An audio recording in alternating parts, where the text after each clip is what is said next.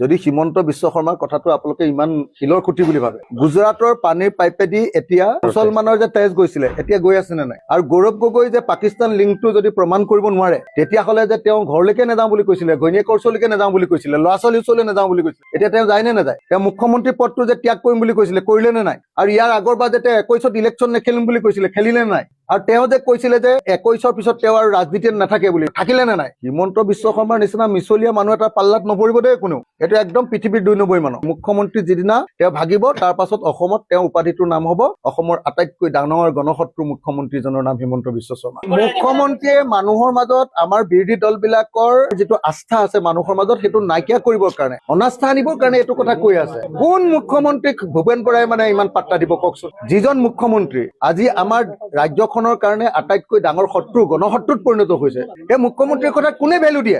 আপোনালোকে নিশ্চিন্ত থাকক, ভূপেন বৰাই মুঠতে বিজেপিত জইন নকৰে। আৰু ভূপেন বৰাই বিজেপিত জইন কৰিবলৈ হলে মই কান্ধত লৈ ঘূৰাই ফুৰিম যে ক'ত যাব পাৰে আপুনি, নোৱাৰিব বুলি।